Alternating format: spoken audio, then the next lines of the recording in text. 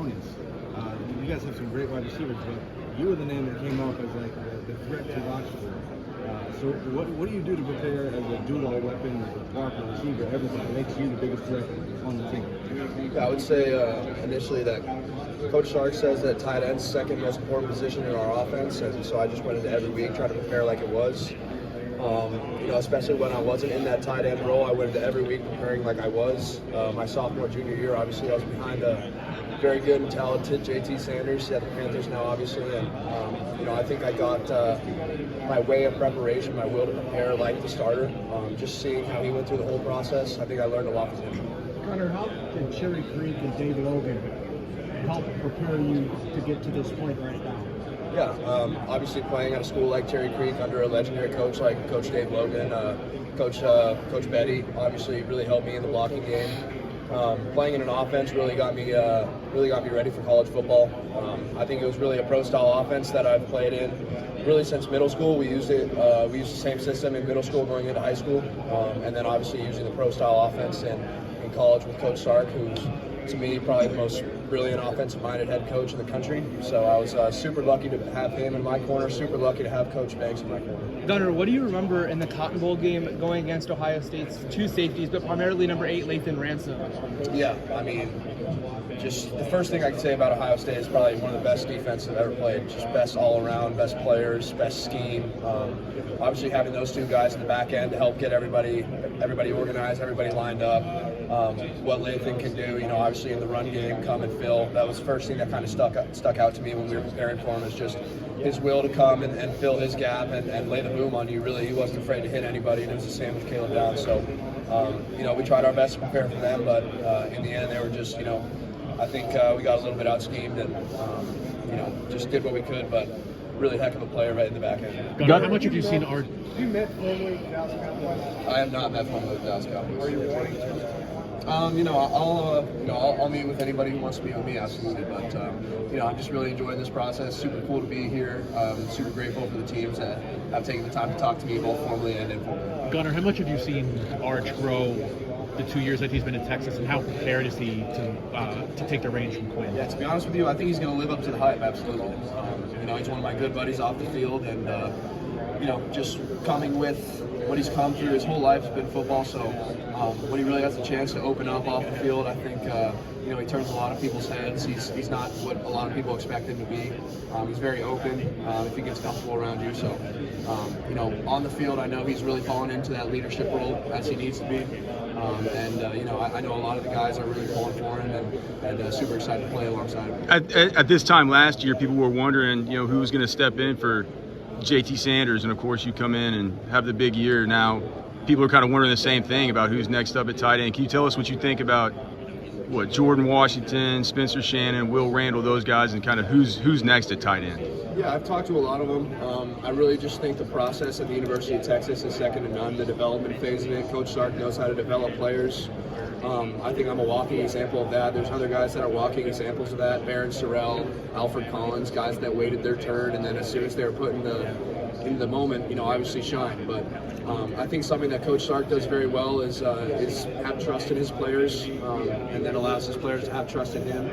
He throws us in the fire from a young age. I played all 4 years at the University of Texas. Guys like Barron played all 4 years at the University of Texas. So having that develop phase at the University of Texas, I think that's what's allowing them to have, more numbers of guys going to the combine every year, more guys getting drafted, just more guys getting fully developed and playing to their full potential. Gunnar, when you look at guys, other tight ends in the NFL, you look at a guy like Brock Bowers, what he did his first year. How much do you watch someone like that? What are some things you maybe could pick up from him moving forward? Yeah, absolutely. I mean, guys like Brock are truly changing the landscape of what a tight end can do and what a tight end is going to continue to do in the National Football League. Guys like George Kittle, Travis Kelce, T.J. Hawkinson, guys like that. Obviously Jake Ferguson with the Cowboys.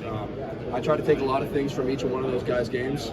I like to try to be the best balanced tight end that I could possibly be, because I think that every guy that I just named is one heck of a balanced tight end, as well as really every tight end one around the league.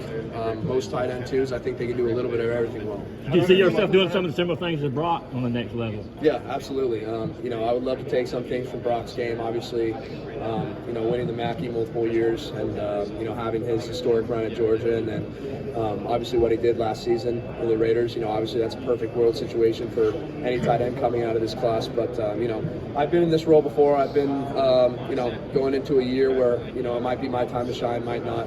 So I kind of look at it as a go in and get your opportunity, take your opportunity kind of thing. What teams have you met with this week?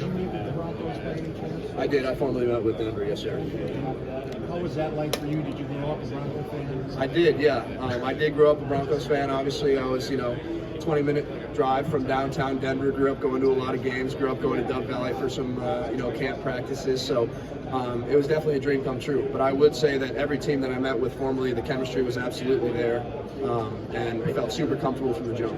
Who were those that meet with? I met with 7 teams formally. 7? Yes, sir.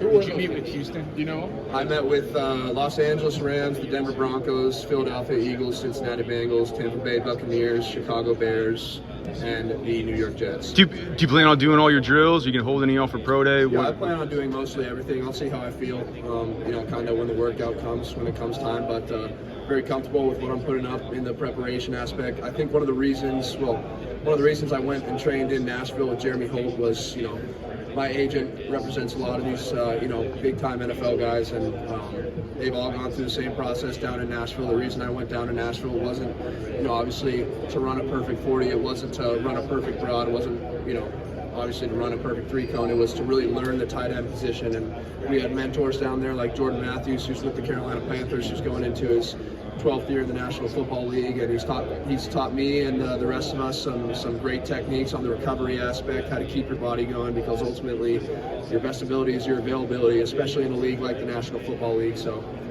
using some of those techniques to help my body relax a little bit, some of the nagging things from the season going away. So feel great, super excited. Strong class at the tight end position. How do you feel like you kind of fit into the mix? Yeah, I mean, I'm super, super grateful, super lucky, super blessed to be here, especially with such a great tight end class. But, I think everyone in this class can do a little bit of everything. I think that if they couldn't, they wouldn't be here. So it's going to be super cool to compete alongside of them. I've watched a lot of them. It's super cool to put, names to faces and get to know some of these guys that ultimately saw on the recruiting boards coming out of high school. Now it's super cool that we're all, at the NFL Combine. You've talked about you and Sark kind of sitting down and improving your game from final year. What do you need to improve to get to the at the next level? As compared to what you compared going into last year, what do you think you need to compare now going into the next? I would say I'm my own biggest critic. I think I'm tougher on myself than any coach has ever been that I've played for. I would just say being able to fall back on teammates, being more of a vocal leader is something that I really need to work on going into the National Football League. Now, physically, I think that focusing so much on being a threat in the vertical pass game to replace those traits that JT Sanders had in our offense, it was obviously the tight end position is very important in the University of Texas offense with the production and the records that both JT and I have set at the University of Texas. I think we set the bar, the standard pretty high. I think, the blocking game kind of took a backseat to that. Not saying I wasn't working on it, just, I think I put better stuff on tape in the prior years than I did this last season. I think some of my technique kind of went out the window as I was focusing more on, working on my speed, working on my explosiveness. So just working on that, working on getting my hand placement right, working on getting my pad level right. I think it's going to be very important in the National Football League to be able to thrive and be a balanced tight end. I was wondering with the Eagles, and how do you feel like you would, mesh with that? Since obviously they have Dallas Goedert and Ray Calcaterra, but how do you feel like you would fit in that offense? Yeah, absolutely. I think my body's pretty similar to Calcaterra. I love watching him. I love watching Dallas Goedert. Obviously, he's been with the Eagles for a long time. I like to say I take a lot of stuff from his game when I watch him on film. So, to be able to learn from Dallas Goedert and from Calcaterra in that offense, and be able to play alongside guys like Jalen Hurts, Saquon Barkley, and block for guys like that, I think it would be, a blessing in itself. But how was that meeting with you? It was great. I thought the chemistry was absolutely there. Like I said before, the chemistry was there, and really every formal interview I did. I've heard the stories from the Combine. The interviews are so long, and it's long days, and you're at the hospital for hours on end. I mean, I was at the hospital for 15 minutes. Really had the whole day off yesterday, and then that's a good sign. Yeah, it's great. And then really just the interviews, it's just talking ball. I mean, you're out of there before you really even know it. They're telling you you got to get out of there when you thought you've been in there for 5 minutes. So it's really just talking ball. It's such a cool opportunity. It's a dream come true. And really appreciate the opportunity. Gunnar, all the prospects this time of year get labeled, deal with labels. You're a receiver. Would you agree? Receiver first, blocker second, at tight end. What do you think about that? Well, I would say that, maybe I'm labeled as a receiver right now, but going back to my film and what I've done in the past, what I've done my first 3 years at Texas, I've played a lot of college football at a very high level. I've played in a very high power, high level, high IQ offense for a long time. I like to say I know that offense like the back of my hand, so I think my versatility, my IQ sets me apart a little bit. I like to think that I can go into a building, vibe very well with guys. I like to think, I was a part of a class that changed the dynamic, changed the culture at the University of Texas in the locker room, alongside guys like Jake Majors and Hayden Connor and Quinn Ewers. We learned from guys like Roshan Johnson and Bijan and Moro Ojimo, DeMarvion Overshone, guys like that. So they left the program in pretty good hands. Each class that goes through and is part of the leadership council, I think that they're just trying to maintain that standard and set a new bar. But Coach Sark came in with great vision. Some guys didn't want to buy in. Obviously, they weren't with our program anymore. The guys that wanted to buy in, we went from a 5-7 team to back-to-back Final Four college football playoff team in 3-4 short years. So I think that speaks a lot on our culture and what my class, as well as classes before me, did at the University of Texas. Whenever I turn on your tape, I'm blown away by your physicality in both the passing game and the run blocking. Where do you find the drive to be able to just go through people and to come down with the ball in situations where most people otherwise wouldn't? Yeah, I want to play for my teammates. I want to win for my teammates. I want to win for my community. I want to win for everybody back home. I want to prove people wrong, but it's super easy to play hard when you got guys to fall back on like Quinn, like our entire offense. I think, that was probably as close-knit group as I've ever played with this last season, the last 2 seasons. So, we had 11 guys go to the Combine last year. We got 14 this year. So, people were doubting if we could even make it back to the college football playoff this year with the 12-team playoff.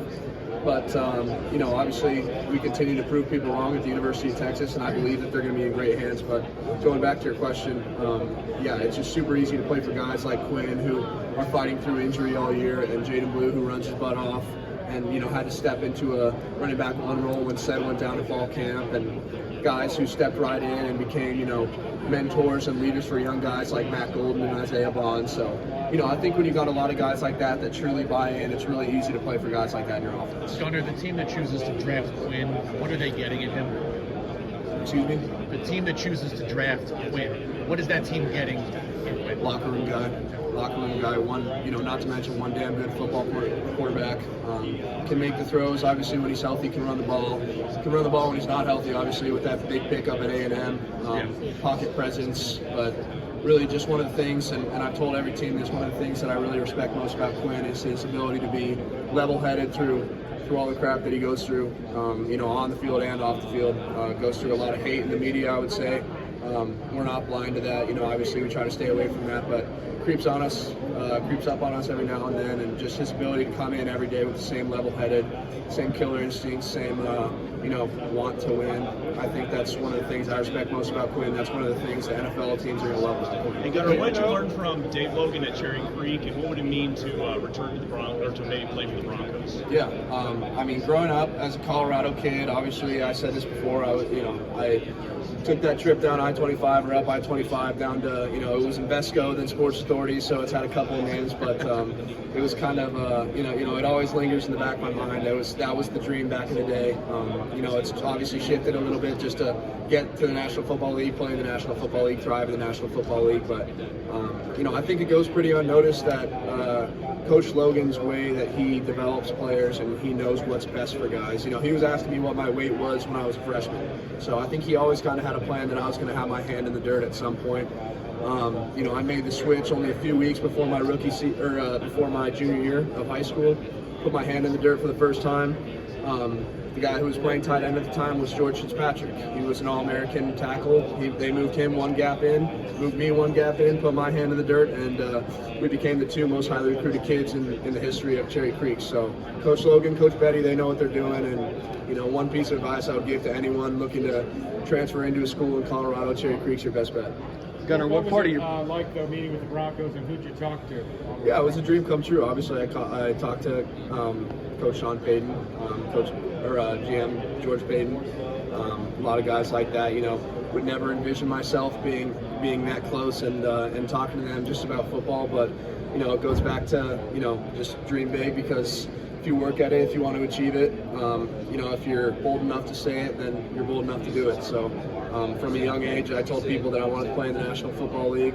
Obviously, it's coming to fruition this week. This is the first step to getting there in the combine. So just doing my best, really enjoying every second of it. You talk about Texas playing this year to prove people wrong. Is that something that motivates you on an individual level as well as you go to the NFL? Yeah, absolutely. I think there was a lot of uncertainty whether what was going to happen in our offense with the drop off in the tight end position going into the senior year. But I think that the guys there now are focusing on the same thing. Now they're being questioned. It's a continuous loop.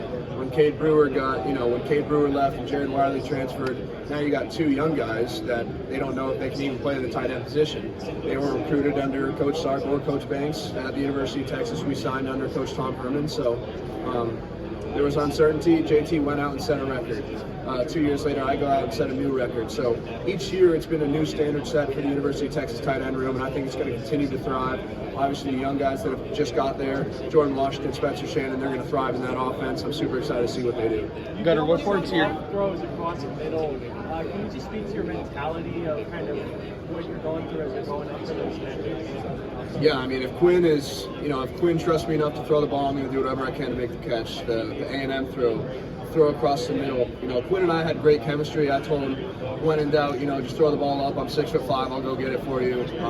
But it's not me or him that benefits. It's our whole team. So really, whatever I can do in the run game, in the pass game. If I got to go down and make a tackle on kickoff, if I got to protect the punter, run down and make a tackle on punt. If I got to protect a field goal to tie the game. If I got to catch 10 balls. If I got to spring 4 long runs and catch no balls. I'm going to do whatever it takes to help my team win. Gunnar, have you met the Cincinnati Bengals yet? And also, when you look at your football career, what would you say was a moment where you said, "Hey, I could actually make it to the league"? Yeah, I did meet with the Bengals formally. Yeah, it was great. The chemistry was definitely there from the start, like all the rest of my formal interviews. But I think that it kind of came to mind that I could do this, that I could play in the National Football League. I met with Coach Banks coming into my senior year. I said, I want to win this. I want to win a national championship. I want to win an SEC championship. I want to go back-to-back conference championships in 2 years, 2 different conferences. First team to ever win the SEC in the first year. I wanted to do all that. He told me, the reason that you were behind JT was because he was better in the vertical passing game. You need to get better in the vertical passing game. You need to perfect the Y route tree. That was my role in the years prior. So immediately met with Coach Beckton, did some extra things with Coach Beckton, worked on explosiveness, did some extra throwing with Quinn, got on the jugs, got on the sled, got the young guys on the sled. Really just trying to expose them to what it's like to prepare for every game like a professional, putting myself in the shoes of professionals, acting like a professional, getting 8 hours of sleep, getting my recovery, doing all that. I think just preparing like a pro really set me up really well for the field, and to be a leader in this offense and ultimately on this team. Thanks, Gunnar. Thank you, guys. Hey, Gunnar, can we get a hook?